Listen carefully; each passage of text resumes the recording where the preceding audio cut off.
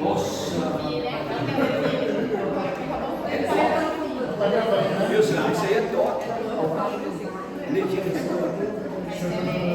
Pastor,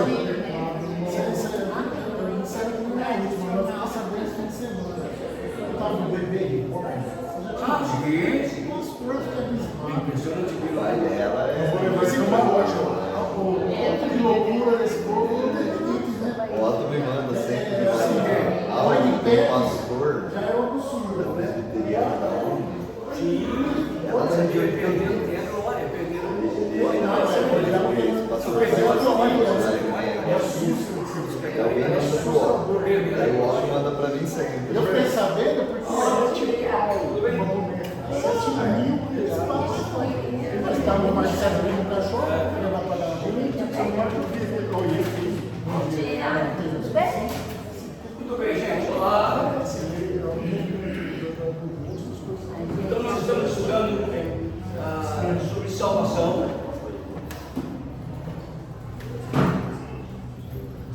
O Evangelho. Em Romanos. Nós estamos estudando esse estágio central aqui. Como é que é a história do homem com respeito à salvação? Quem é? Lembra? Quem lembra? Criação. O quê? Queda. E redenção. Muito bem. Nós estamos estudando essa história da salvação do homem. Criação, queda e redenção. Tá? Ô crente, quer se converter mais uma vez? Tem que passar de novo aqui assim. Tem água nele. Não, água nele. Você está sumido, mano? Eu achei que você tinha perdido. Como é que é a carinha da graça? Como é que é? Apóstolo? Como é que vocês falam lá na Santa Igreja? Perdeu a graça? Perdeu a graça. Olá. Queria assim a gente da igreja. Pois é, acho que acontece também. Então, o que você está fazendo aqui, ó? Oi, você está aqui? Você não quer aqui? O que você está fazendo aqui? Bom dia, pessoal. Oi. Muito bem. Então, em Romanos, aí Paulo começa falando da queda. Percebemos que tanto no capítulo 1, que fala de gentio, não é isso? Quanto no capítulo 2, que fala do judeu, quanto no capítulo 3, que fala da humanidade, todos, né? O 3 todos. Qual foi o grande pecado da humanidade? Esse aqui. Claro, ele está lindo essa caneta. Nossa, bacana, as crianças. Deixa eu lá na sala, você. O salão próprio. Você vai lá? Qual foi o grande pecado deles? Está aqui. Esse seria como se fosse uma conclusão, tá? Paulo chega uma conclusão, como se fosse uma conclusão. Todos pecaram e carecem de quê? Rafael? É para eles desde crianças. Todos pecaram e carecem da glória. O grande pecado do homem é que ele abandonou a glória de Deus. O André está falando aqui dos bebês do reborn, né? Os bebezinhos, a história dos bebezinhos que agora estão fazendo parto de bebê, de plástico. Por que a humanidade chegou a esse ponto? Porque eles perderam o quê? A glória. Onde que está a glória de Deus nisso aí? Imagem e semelhança de Deus. Então, se você pega a imagem e semelhança, você pode ser cachorro, pode ser gato, pode ter bebê, cachorro pet, cachorro filho, cachorro neto. Você pode ter. Pode, porque eles perderam a originalidade. Eu acho que o vermelho está funcionando mais que o azul. Pelo que eu percebi. Olha aqui. Não sou muito vermelho, não, tá? Sou um pouco de rosa. Bom, perderam o quê? A a glória. Onde que está a glória de Deus? O homem foi criado à imagem e semelhança de Deus. À medida em que o homem se torna ciente de pecado, ele vai abandonando o quê? O original deles, que é a glória de Deus. Então todos pecaram e precisam da salvação? Não, em primeiro lugar não. Não, claro que você salva, mas em primeiro lugar não. Eles carecem da glória. Eles carecem da glória de Deus, do original de Deus. É igual, por exemplo, também você tem uma filha do time. Automaticamente vai chegar uma idade que ela vai procurar saber quem são os pais originais. Porque de qualquer maneira nós queremos saber o quê? De onde nós viemos. Todo ser humano é assim. Quando o homem vai nesse universo buscando a sua espiritualidade e ele não encontra a espiritualidade na glória de Deus, vai cair aquele pecado no capítulo 1 e 2. Idolatria. Lembra? Como é que o gentil se tornou idólatra? Quando ele transformou, capítulo 1, fundamental, básico, quando ele transformou a glória de Deus em mentira. Que é fazer a imagem de Deus um quadrúpede, um réptil. Eles fizeram isso conscientemente, lembra? Conscientemente, coitadinho, não. Eles sabiam o que estavam fazendo. Agora o que nós recebemos foi herança desse estado idolátrico, nesse estado icônico, ídolos. Então isso é idolatria. Como é que o judeu também se tornou idólatra? Quando ele começou a amar as coisas de Deus, por exemplo, o templo, amar a sua raça, amar a sua etnia, ele começou a idolatrar também. Às vezes a gente é meio exagerado. Eu não sou tão exagerado assim. Quando a gente é criança, a gente imagina Deus, todo mundo imagina Deus quando é criança. Aquele velho barbudo, sentado naquele trono de nuvem, né? Isso é Deus. Isso não chega a ser uma idolatria, porque criança trabalha com fantasia e realidade. Criança, o que é realidade é a mesma coisa, fantasia é a mesma coisa. Por exemplo, quando a gente era criança, a gente brincava de carrinho de rolimã. Não sei se você tem tinha isso, os carrinhos de rolimã. Para você aquilo era um carro de verdade, fazia barulho. Imagina colocar você num carro de rolimã agora, fazer Cícero. E quando eu era criança, dava, porque para mim aquilo era um jeito. Né? Tanto estar no carro do seu pai como no rolimã, para você era a mesma coisa. Né? Crianças agora, os adultos não, eles fazem, eles desenvolvem a espiritualidade deles através de coisas. Qualquer coisa que você desenvolva a espiritualidade, qualquer, que não seja o Deus dos céus, isso é idolatria. Por isso que eu falei que tinha pecados que eram de ícones, né? E pecados que eram do coração. Ídolos da parede, ídolos do altar e ídolos do coração. É a mesma coisa para Deus. A idolatria do mesmo jeito. São ídolos, como diz Ezequiel, os ídolos do coração. Então o que Paulo conclui? Se esses são abandonar a glória, esses tiveram a glória e abandonaram a glória, nota que esses não tinham lei. Agora eu vou fazer uma pergunta minha adulta classe. Se um gentil não tinha lei, quando ele desobedece a lei, ele não pecou, certo? Certo? Fala. Irmãos, está vendo seu sobrinho, ó? Ele falou que sim. Se o gentil não tinha lei, quando ele desobedece a lei, ele não pecou. O que Paulo fala no capítulo 2 do gentil? Onde que estava a lei do gentil? Hein? No capítulo 1, onde que estava a lei? Moral. Onde que estava? No céu. A glória de Deus se manifestou. Eles. Não é verdade? Muito bem. Eles tinham uma lei, Paulo disse, no capítulo 2, que chamava a lei da consciência. A consciência é a única coisa que não está em lugar nenhum e está em todo mundo. A consciência não está no cérebro. A consciência não está nas conexões neuronais. A consciência não está em código legal escrito. A consciência é a única coisa que está em todo lugar e está em lugar nenhum. Ninguém consegue captar nenhuma matemática, física, qualquer coisa assim. Consegue captar a consciência. A consciência é inexplicável. Consciência, vamos dizer, quem falou? Lei moral. É natural, é supranatural do homem ter essa consciência que não tem nos animais. Não é? Então, esses Esses pecaram, todos pecaram. Só há um jeito de tirar o homem desse estado de pecado: a salvação.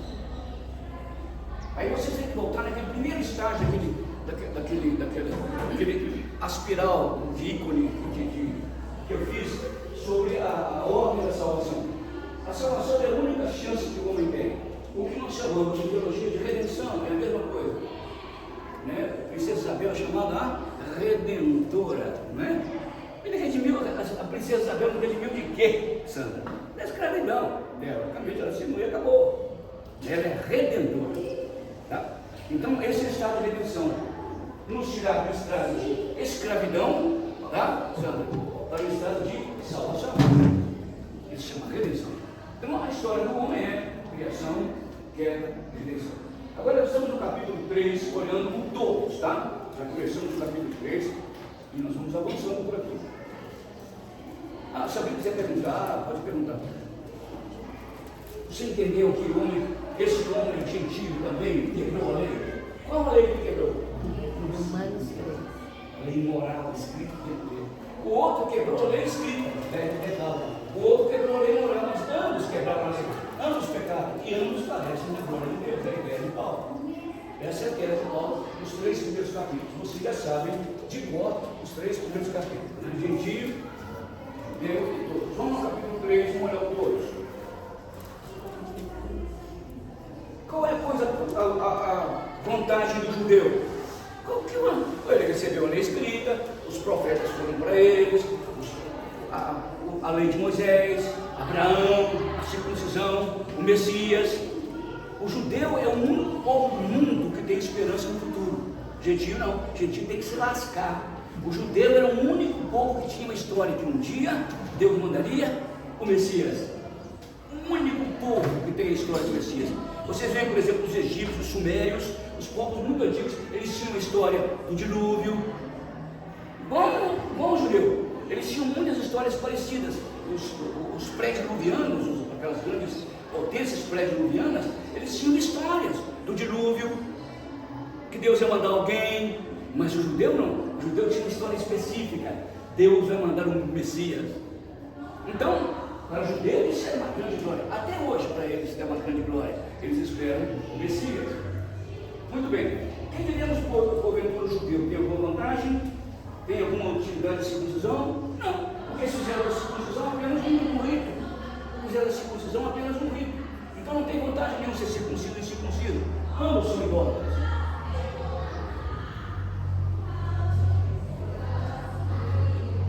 O judeu tem vantagem? Tem em muitos aspectos.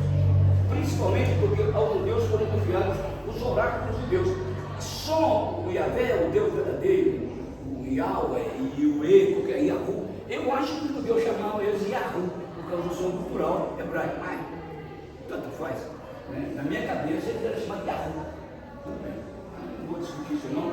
Eu vou ter que entrar e ensinar uma sorético, vai ter que entrar cama de Tagô, vai ser uma confusão de gramática hebraica. Tudo bem.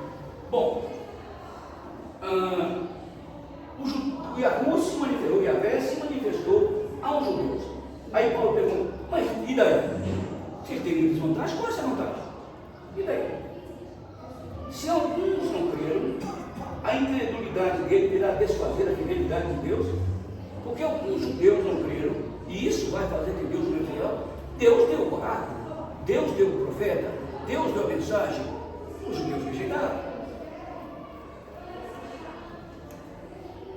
De maneira nenhuma, hoje, no versículo 4, seja Deus verdadeiro e mentiroso todo homem, segundo está escrito, para ser justificado nas tuas palavras e venhas a vencer quando fores julgado.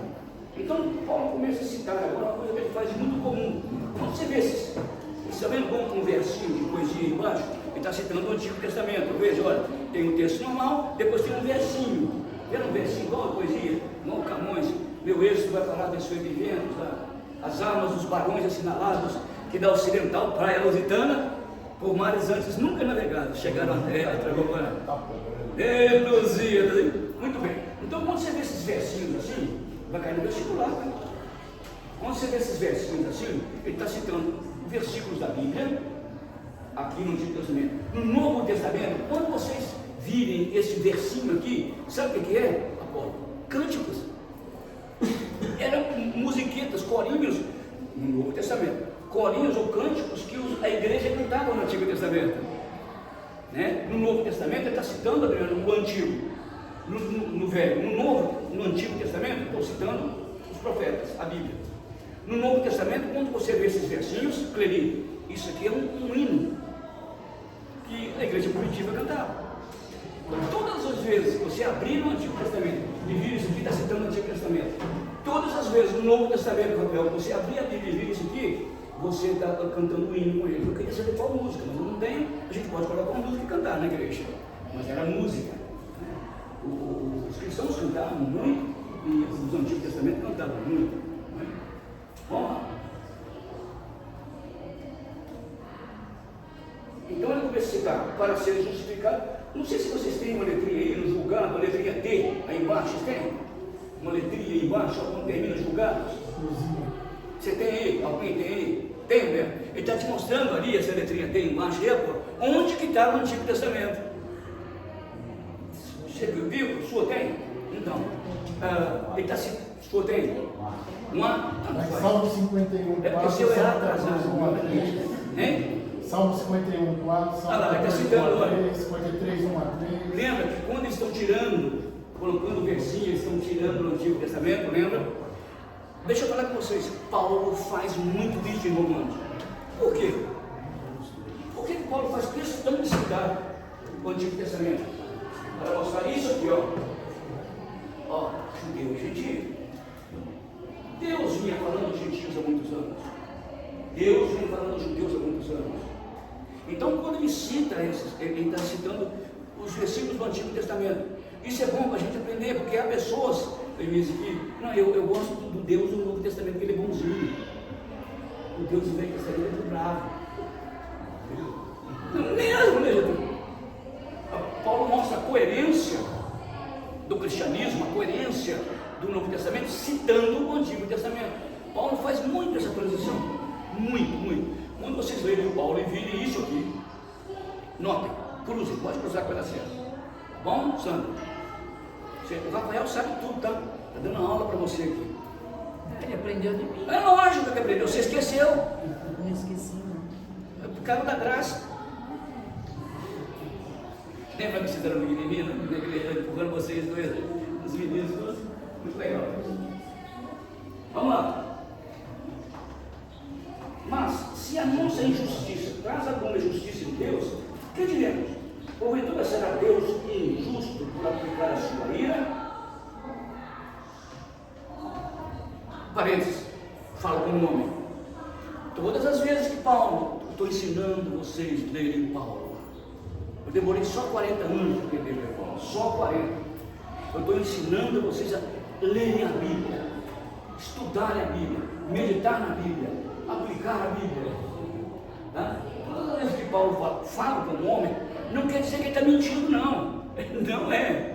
Eu estou contando o que eu, da minha experiência como judeu e agora cristão, falo com um homem, eu falo com uma opinião minha. Isso não quer dizer que está errado. Por exemplo, acho que eu vou acertar, hein, Sandro? Esse cara é homem, falo como homem. Eu estou dando a minha opinião sobre ele. Isso não quer dizer que ele não é. Mas não vê uma luz do céu, Samuel é um homem cheio de testosterona. Eu não estou dizendo, mas é claro que é. Então, quando Paulo fala com um homem, está falando isso. Em 1 Coríntios capítulo 7, ele fala a mesma coisa, falando sobre casamento. Fala como homem, agora ele vai dar a opinião dele sobre o casamento. Tanto que no capítulo 7 diz: agora falo como homem, eu dou a minha opinião como ser humano. Isso não quer dizer que não seja de Deus, não quer dizer que esteja errado. Ele está dizendo que ele não recebeu diretamente de Deus. Olha a consciência que Paulo tinha, o que era revelação e o que era uma opinião que era verdadeira. Ele tinha consciência plena daquilo que Deus estava falando, né? Não que Deus estava possuindo ele. Agora eu sou o Senhor, estou falando para vocês nesse tipo de coisa. Não, ele não é assim, não. A inspiração não é uma coisa assim, não é daqui para cá, a inspiração é daqui para cá. A palavra inspirar significa soprar de dentro para fora, pneu, mato de costa, Pneu, vento, pneu. Então a palavra inspirado significa soprado de dentro para fora. O Espírito Santo soprava ou colocava a palavra, a vida dele, da palavra, dentro dele, e ele escrevia. Então agora, falo como homem, estou falando minha opinião de homem. Isso não quer dizer que é mentira, isso não quer dizer que é heresia, isso não quer dizer que não é bíblico, é a minha opinião. Estão aprendendo a ler Paulo? Entendeu? Como é que Paulo faz? Quando ele cita versículos, ele está comprovando no Antigo Testamento que o Novo é verdade. Quando ele diz, fala como homem, ele está falando, dou minha opinião. Isso não quer dizer que não seja verdade. Eu estou dizendo que eu não recebi isso direto de Deus. Tá bom? Vamos ler o Paulo aí. Agora, quando vocês lerem, terminar até o capítulo 7 de Romanos, eu queria que vocês lessem sozinhos Gálatas, e vocês mesmos fizessem um estudo de Gálatas, vocês mesmos, depois que eu aprendi Romanos, o que é Gálatas? Depois que eu aprendi Romanos, o que é Gênesis? Você vai entender o Gênesis claramente lá, você vai entender o Gálatas claramente lá, menos o Apocalipse, que é uma leitura diferente, tá? E Romanos está tipo Apocalipse, também no capítulo 9, 10, 11, tá? Fala como homem, certo que não. Do contrário, como julgará Deus o mundo? Paulo diz, porque, versículo 5, a nossa injustiça traz a lume a justiça de Deus. Guarda essa palavra justiça, porque eu vou pegar no capítulo 5, 6, tudo sobre isso, justificação, tá? Guarda a palavra justiça. Se a minha injustiça trouxe a lume a justiça de Deus, Deus é injusto por isso. Pelo contrário, Deus se torna mais justo quando a minha justiça mostra a justiça dele. Tá? Outra coisa que eu quero falar para vocês é o seguinte: não me leve mal, raramente vocês leem Jesus citando literalmente Moisés. Raramente vocês veem Paulo citando literalmente Jesus. Viu, Paulo? Não cita. Ah, mas então quer dizer que são coisas diferentes? Não, não.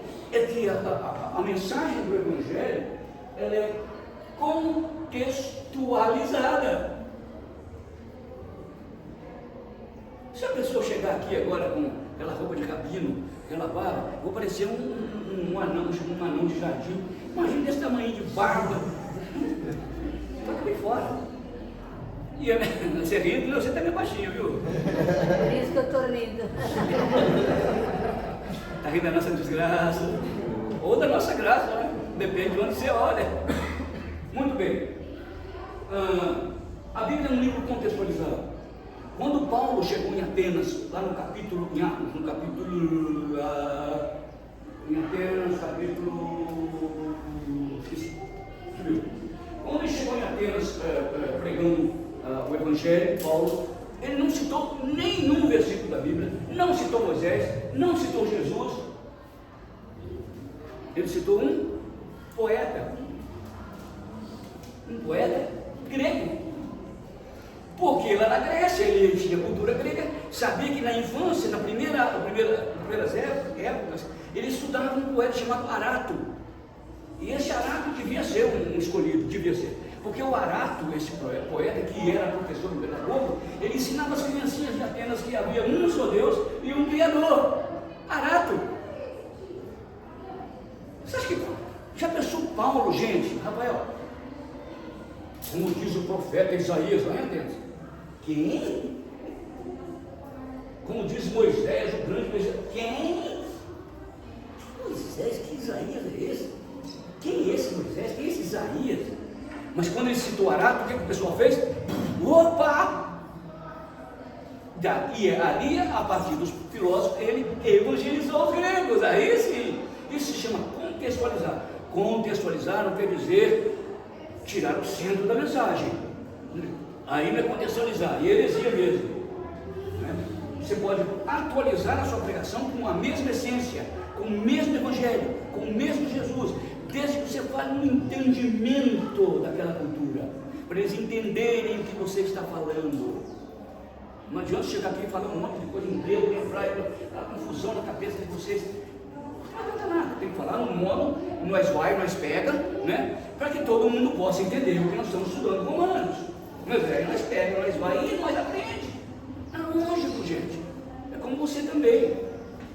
conversa com vários grupos sociais e até culturais, se você não se comunicar com eles, como diz o Chacrinha aqui, ele não comunica. Ele não comunica. Vamos lá, ao todos aí, vamos lá. É Atos 17. Atos 17, muito obrigado. No 18 chegou lá em Corinto. Versículo 4. Certo que não, do contrário. Como julgará Deus o mundo? Se não houver justiça de Deus, como Deus pode julgar o mundo? Quando ele está falando do mundo aí, ele não está falando só os homens, não. Os anjos caídos, os salvos, não salvos. Os salvos também são julgados. Onde que os salvos foram julgados? Na cruz. O cara pagou por mim lá, eu não vou adiantar a matéria. Vamos lá. E se, por causa da minha mentira, fique em relevo a vontade de Deus para a sua, o quê? Glória, porque sou eu ainda condenado como pecador. Se mesmo assim o meu pecado, exalta a santidade de Deus, exalta a justiça de Deus, exalta a glória de Deus, então por que ele faz isso? Exatamente para mostrar a sua glória. Quando ele me salva, ele quer exatamente mostrar a sua glória. Quando ele me condena, ele quer exatamente mostrar a sua glória. Porque todos pecaram e carecem de quê? Não da salvação, nem do céu, nem do inferno, nem de nada. Carecem da glória de Deus. Glória de Deus. Glória a Deus. Por isso que o presbiteriano fala o tempo inteiro desse negócio. Glória a Deus. Glória a Deus. Glória a Deus. Vamos lá. E por que não dizemos, como alguns caluniosamente afirmam que fazemos? Pratiquemos males para que venham bens, a condenação desses é justa. Quem que fala assim? Praticamos males para que venham bem. Isto é, se a salvação é pela graça, vou pecar mais para que eu tenha mais graça. Capítulo 6, o Romano vai falar sobre isso. Se a salvação é pela graça, eu vou pecar para desgraçar, isso é um gnosticismo, né? Vou pecar para desgraçar, para que a graça seja mais abundante em mim. Esse é típico do raciocínio judaico, típico, ou evangélico. Se quanto mais eu pego, mais graça tem, vou pegar mais e mais e mais. Então isso está ficando louco. Capítulo 6, Romanos vai entrar mais sobre isso. Vamos lá. Agora, ele conclui o 3, a conclusão do 1, 2 e 3, está aqui no versículo 9. Todos estão sob a mesma condição de pecadores. Aí ele começa a entrar, terminar a tese da condenação, da queda, ele vai começar a falar sobre a redenção no capítulo 4. Tá? No capítulo 4 ele vai começar a falar sobre a redenção. Então, 4 e 5, diretamente ele fala sobre a redenção. E para Paulo, a palavra redenção significa justificação, justiça, retidão. Vamos lá. O que se conclui? Conclui de quê? 1, 2 e 3. Capítulo 1, capítulo 2, 3. O que se conclui? Temos nós qualquer vantagem? Não. De forma nenhuma, pois já está demonstrado que todos, tanto judeus como gregos, todos estão debaixo do pecado. Onde que tirou esse negócio? Onde ele inventou esse negócio? No capítulo, olha, do versículos 10 até o 18. Onde ele foi buscar isso? Lá em Platão, lá em Aristóteles, lá nos Essênios. Onde que ele foi buscar isso? Olha aí, onde que está esse aí que está citando? Esses versículos aí? No Antigo Testamento. Então, quando Paulo está querendo provar a tese dele, ele vai buscar no Antigo Testamento essas verdades para dizer, olha como Deus desde o começo tem falado a mesma coisa, Deus não muda. Desde o começo, lá do Gênesis, lá de Adão, que ele vai falar no capítulo 5, ele vem falando a mesma coisa, até o Apocalipse, ele vem falando a mesma coisa. A Bíblia, nesse sentido, é monotemática, mostra a criação, aqui é a redenção, em todos os lugares é a mesma coisa, está falando a mesma coisa, tá?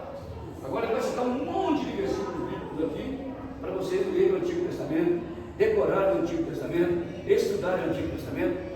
Porque, na verdade, o Antigo Testamento está patente no Novo.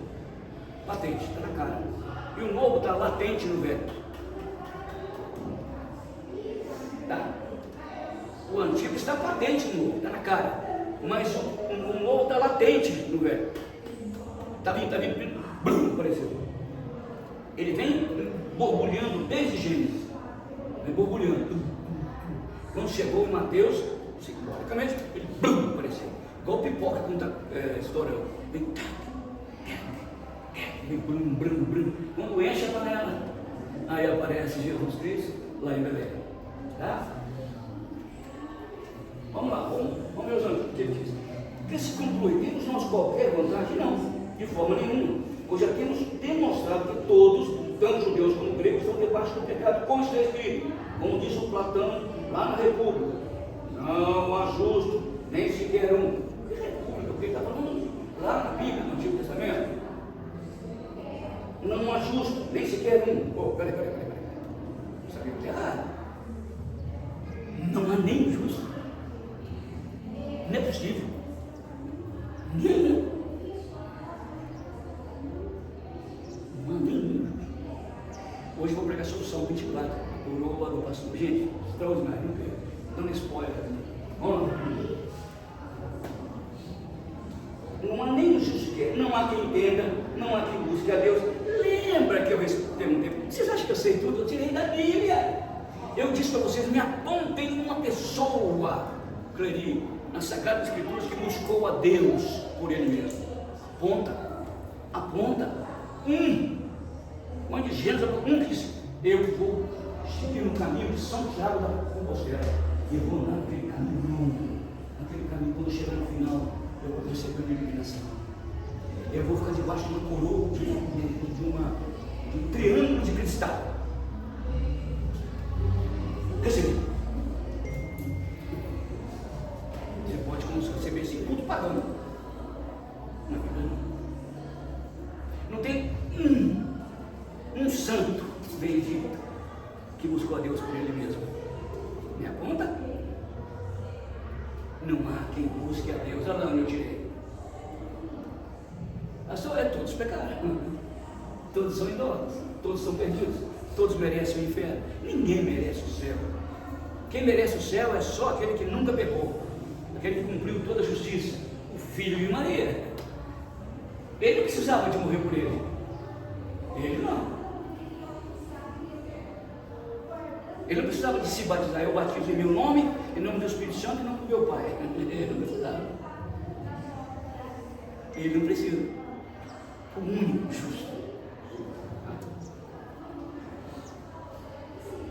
Não há quem entenda, não há quem busque a Deus. E não há mesmo. Você vê pessoas intelectuais que escrevem livros, quando lê a Bíblia e diz: Cícero, eu não entendo a Bíblia. Como é que você entende alemão? Você fala alemão, inglês, espanhol e não entende a Bíblia? Não entende. Já viram isso? Não entende, né? Impressionante. Porque essas coisas de Deus se revelam, diz Paulo lá em 1 Coríntios capítulo 2, espiritualmente. Só pode entender a mente de Deus quem tem o Espírito de Deus. E essas coisas se entendem espiritualmente. Ele pode fazer uma análise gramatical ou filológica do texto, uma exegese do texto, e não tem nada a ver com a vida dele, nada a ver com ele, com a alma dele, com o coração dele, porque essas coisas se entendem espiritualmente. Por isso que o Evangelho, ele humilha muito a prepotência humana. Humilha. Porque o cara não pode chegar lá: oh Deus, sai daí, eu quero morar no seu lugar. Aqui não. Você não pode. Aí chega um miserável, pecador de cabeça baixa, todo arrebentado: Deus, obrigado pela tua graça, quero morar aqui. Ô meu filho, isso aqui é a sua casa. Fé, salvação, graça. Não entende?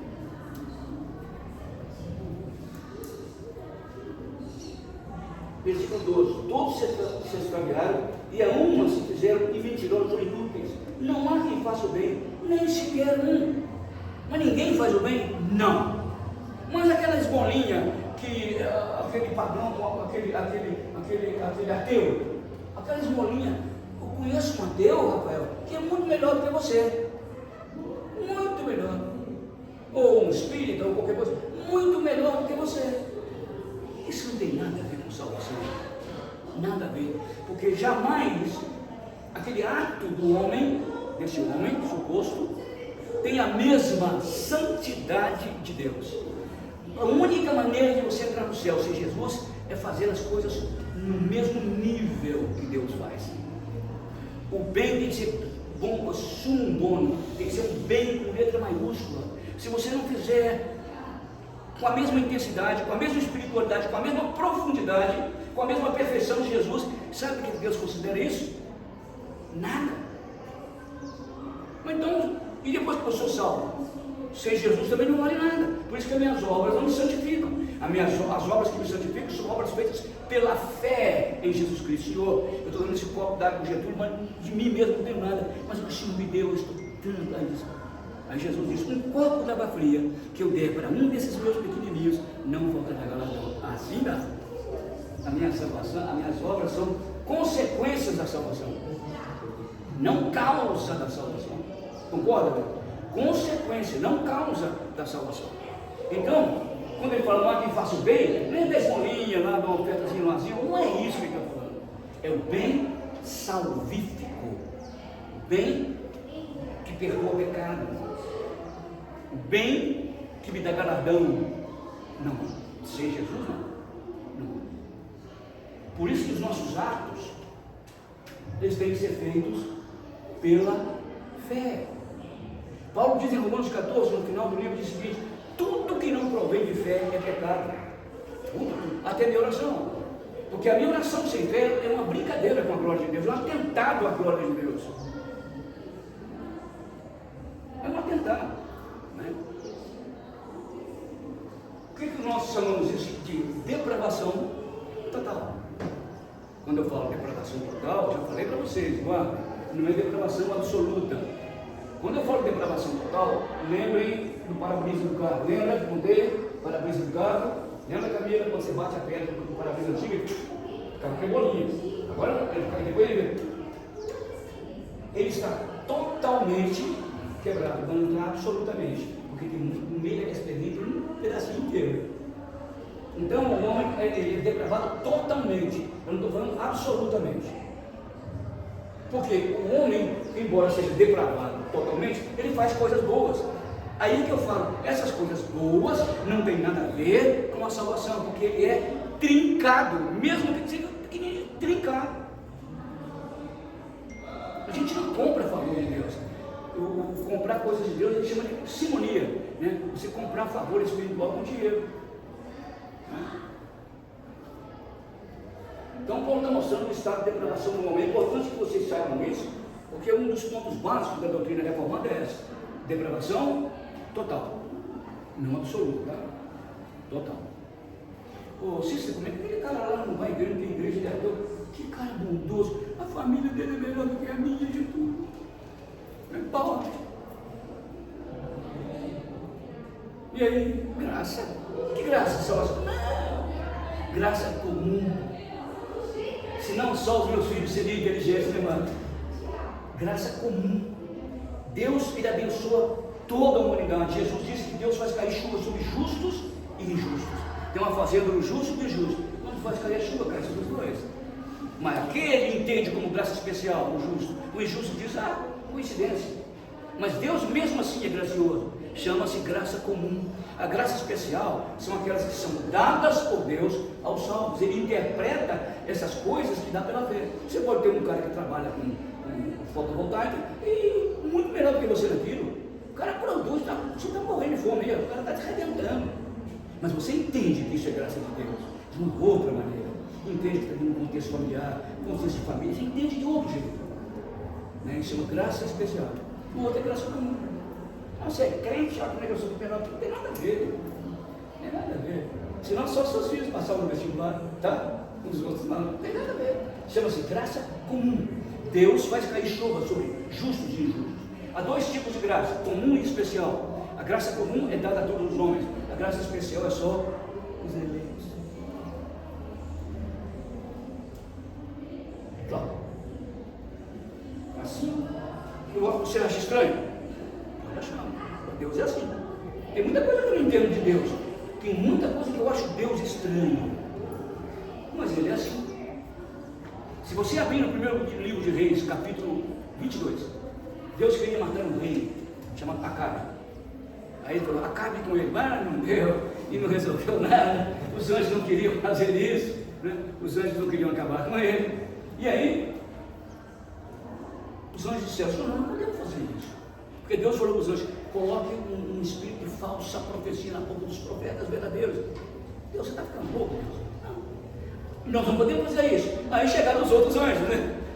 E disseram o seguinte, olha, nós podemos fazer, eles não podem, porque eles são anjos santos, nós podemos. E Deus disse, vai lá e coloque a falsa profecia na boca daqueles profetas. E esses anjos foram, colocaram a profecia, demônios hoje, colocou a profecia e eles profetizaram e Acabe morreu.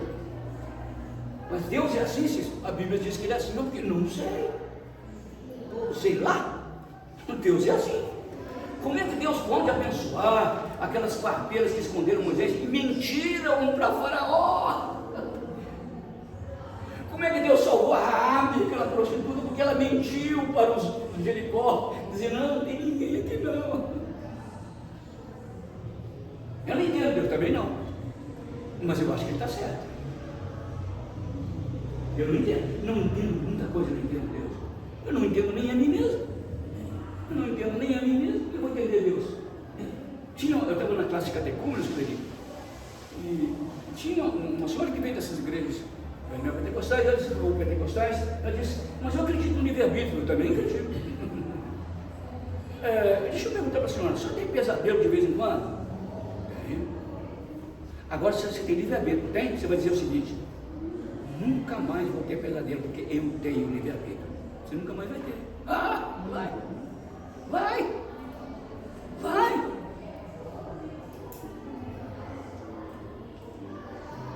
Então, nossa dependência, até o nosso arbítrio, ele é depravado, ele é corrompido, até o arbítrio nosso, até a nossa liberdade, porque quando você escolhe comer picanha e não comer cenoura, eu detesto cenoura, essas coisas, eu gosto de picanha, quando eu escolho a partir de um ambiente onde eu fui criado e de uma genética. Então eu não escolho mais, eu sou escolhido para comer aquele negócio. Eu sou a partir de uma genética, que deve ter alguma influência, eu não sou da área, né, gente?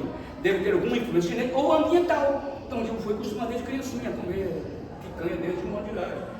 Então nossas escolhas não são livres, absolutamente livres, né? Livres. Ele é livre para escolher no sentido forense, no sentido judicial. Eu não sei que ele seja um mentecado, um inimputável, né? Mas normalmente o homem ele é julgado por aquilo que no seu ambiente. Mas eu sou soldado, eu matei aquele cara porque o sargento mandou. Bom, o sargento mandou, você matou. Mas você matou, não foi o sargento. O sargento se julgado, né, pelo crime dele. Eu não sei como é que são as cláusulas lá, e você vai ser julgado pelo seu crime. Você escolheu. Não, mas ele mandou, mas você escolheu. Você escolheu. Nesse sentido, eu acredito em livre-arbítrio. Eu escrevo, aí eu ponho outro nome. No lugar do livre-arbítrio, eu ponho escravo-arbítrio. Deus vai nos julgar pelo arbítrio da sua graça, Ele vai nos julgar. Através de filho, estou livre. Ou Ele vai julgar pela escravidão do meu arbítrio, por aquilo que eu faço, não por aquilo que Cristo fez por mim, mas por aquilo que eu faço e assumo. Então eu tenho um escravo arbítrio. Lutero falava uma coisa interessante, Apolo, que o diabo é um cachorro na coleira de Deus. O diabo é um cachorro na coleira de Deus. Tanto que quando ele foi tentar o Jó, ele disse assim, Deus, posso ir lá? Pode, põe o cachorrinho na coleira. Vai, você quiser. Você está achando que Jó troca favor comigo? Que ele é rico, ele me ama? Não, tira tudo dele. E o cachorrinho foi lá.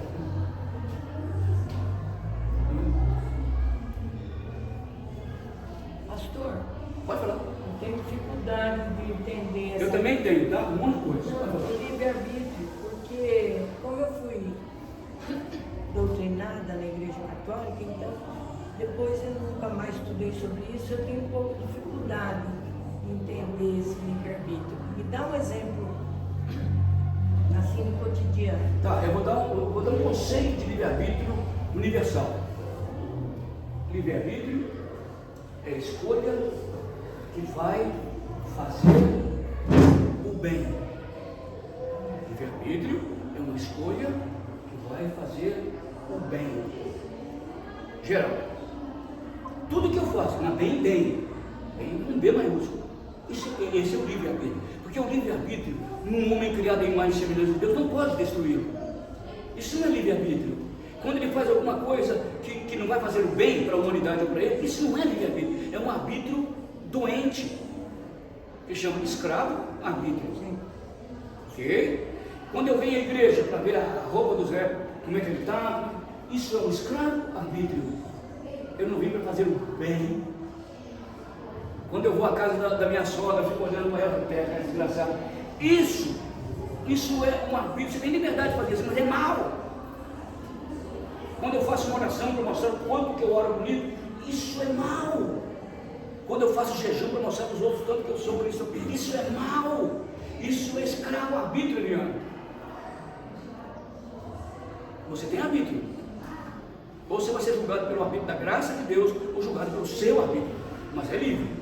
Se não, se eu chegar diante de Deus, eu tenho que entrar. Eu fui um desgraçado, não aceitei Jesus, mas eu não tenho culpa. Eu não tenho. Lembra do capítulo 1? Todos pecaram. Lá no passado, todos caíram, todos pecaram. Não adianta. Você tem arbítrio de qualquer maneira. Então eu posso dizer, no sentido mais geral, o arbítrio é uma decisão humana que promove o bem. Pronto. Uma decisão humana que promove o bem. Pode inventar outra coisa, eu não sei falar, mas eu acho que é assim. Né? Tudo que promove o bem é um arbítrio bom.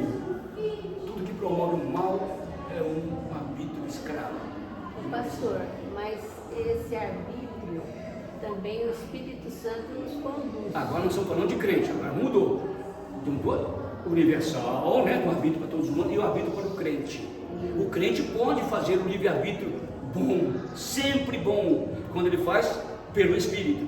Mas o crente também pode fazer um arbítrio mal, porque ele ainda recebe a escravidão de Adão. Mas ele se sente mal. Isso. Por isso que ele pede perdão. Deus, eu fui tocar aquele piano, eu queria mostrar para a Lenise que ela não sabe nada. Eu tocando um hino de adoração. Olha o que eu fiz, Deus. Tem misericórdia, um hino. Eu sei que não acontece com você, só comigo, tá, gente? Vocês não. Vocês são todos santos. O problema é meu. Pastor, Romanos mesmo para frente, no capítulo 7 e 19 para frente, isso. Fala exatamente disso. Dessa Essa crise. questão do que eu quero fazer o mal, não faço, né? E o bem que eu quero fazer o mal. Vou chegar lá, hein? Para frente. É isso aí, ouvindo o raciocínio dele. É muito interessante, né? A cabeça de volta. É um raciocínio muito lógico, né? Muito lógico. Aí está começando a falar da depravação humana. Versículo 13: a garganta dele de sepulcro aberto, com a língua curda e engano, o veneno de víbora está nos seus lábios. É lógico que eu nunca fiz isso. Nunca.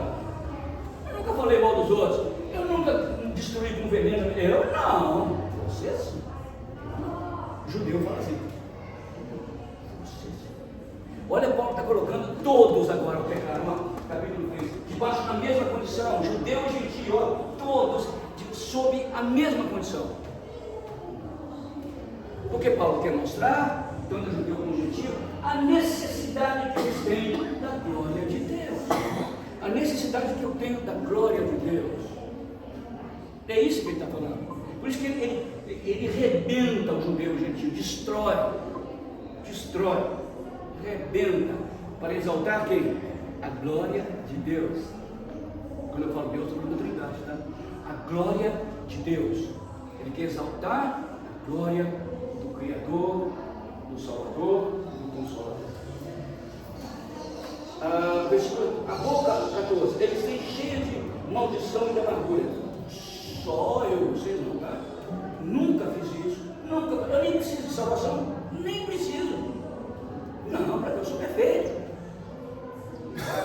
Vocês sim, vocês são. Tudo corpo parece, tudo chega. Não. irmão. São os seus pés velozes para derramar sangue, nos seus caminhos a destruição e miséria. Desconheceram o caminho da paz. Não há temor de Deus diante dos seus olhos. Acabou. Acabou. Acabou. Por isso que eu falo assim, vamos supor que Deus não tivesse redenção. Deus parou aqui na guerra. Parou. Você olha para essa anatomia da destrutibilidade humana. Língua, boca, pé. Isso é uma anatomia da destrutibilidade humana. Como é que ele está falando uma metáfora lógica, ele está usando ter parte do nosso corpo para mostrar o que nós temos dentro. Tá? Vamos supor, se Deus olhasse isso aqui, isso aqui, e disse, vou ferrar todo mundo. Vou mandar todo mundo para o inferno. A injustiça de Deus. Deus é injusto por isso. É que a gente não consegue entender Nem eu. Deus assim. Não. Como é que esse cara toma tapa na cara todo dia? Ele pega o filho dele, o querido filho dele. Vai morrer para aquele estuprador, aquele que estuprou sua filha, aquele que roubou no testamento seu irmão. Ele vai morrer por ele. Como é que você entende isso? Eu não entendo.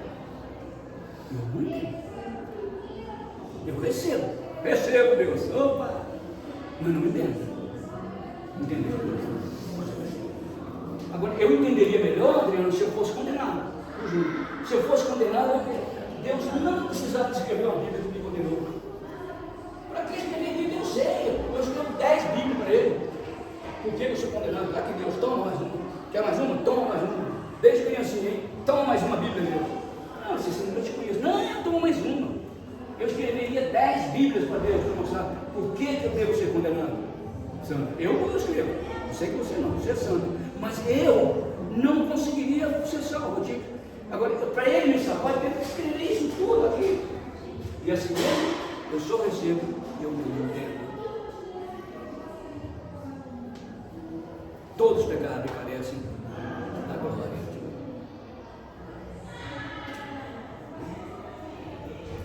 Então, vamos lá.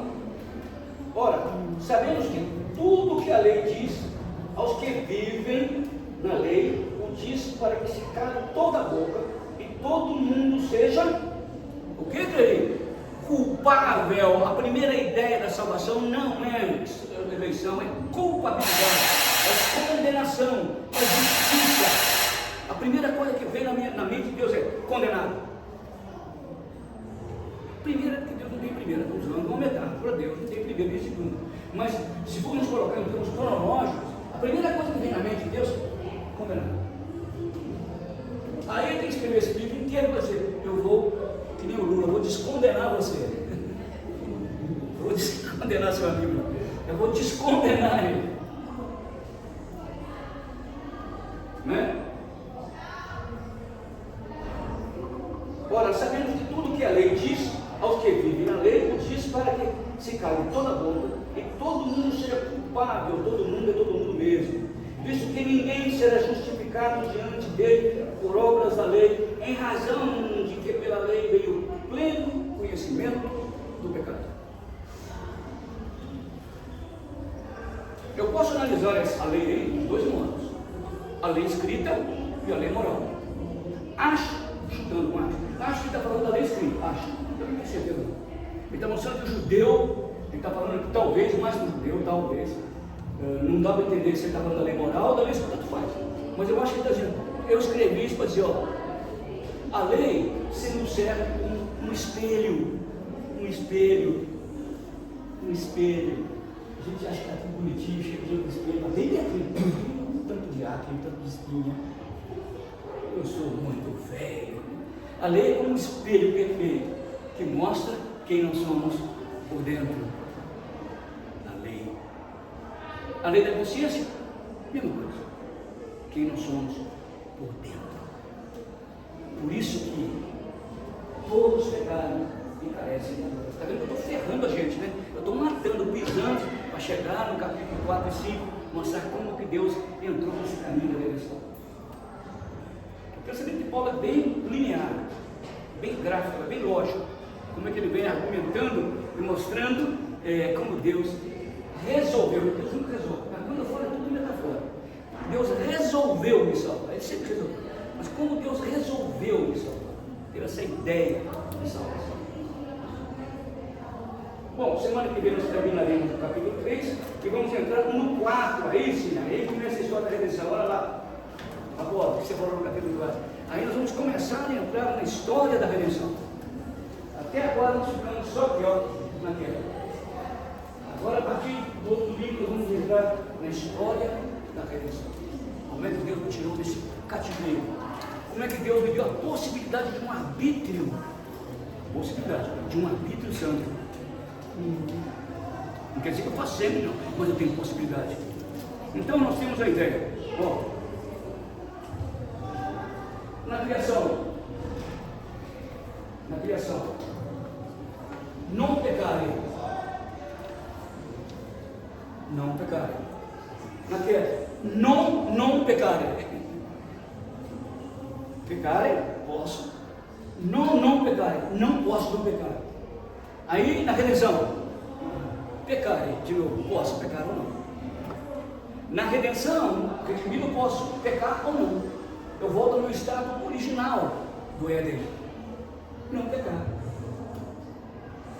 Eu vou terminar fazendo uma pergunta complicada para vocês. Adão, antes de pecar, era santo ou inocente?